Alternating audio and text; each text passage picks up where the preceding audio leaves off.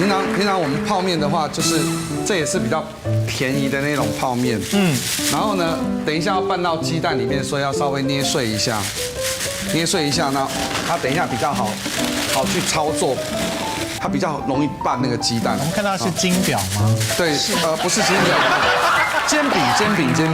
那这个是，我想说，我第一次吃到香港的那个长担面的时候，我就印象非常非常深。我现在这样做的方式就是类似那种长担面的方式，但是我是用煎的，所以这个我就让它浸泡在里面。然后这边呢开始准备一些鸡蛋，大概一包面是3颗鸡蛋哈。他竟然他也是两手打蛋。对啊，你可以一手打蛋吗？可以啊。哇！然后准备长蛋一定要德国香肠啊。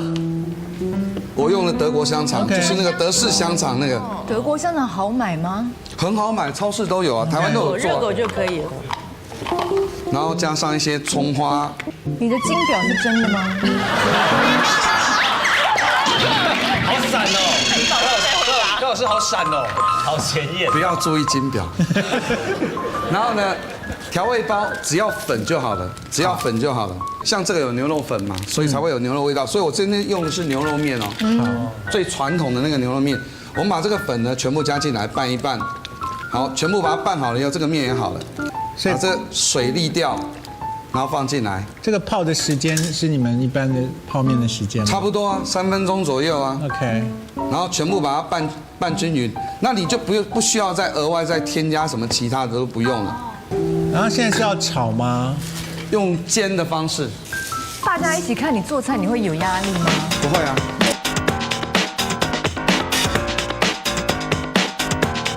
所以你现在要焖多久？2分钟，然后翻个面，再2分钟，这样就好了。所以这样子会达到刚才他们做那个饼皮的效果吗？可以，有一点焦。对，你一定要稍微有一点焦才会好吃。没有什么突切的料理啊，所以万一柯老大的东西没有很厉害的话，我们应该就反应很平淡吧。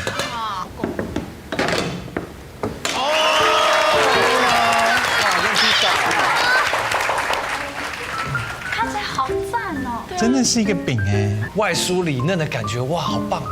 我觉得我们可能这一集就会结束在我们把这个饼放入口中的那一瞬就凝结，然后就结束，有一种惆怅的感觉就好。哇，好厉害！怎么办？它在摆盘呢。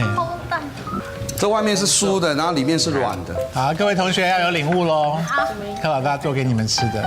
而且它面好多哦。可以的。它2包泡面，既然连面好多，这种称赞都出来了，你多加就好。香肠好吃啊，好吃，真的好吃。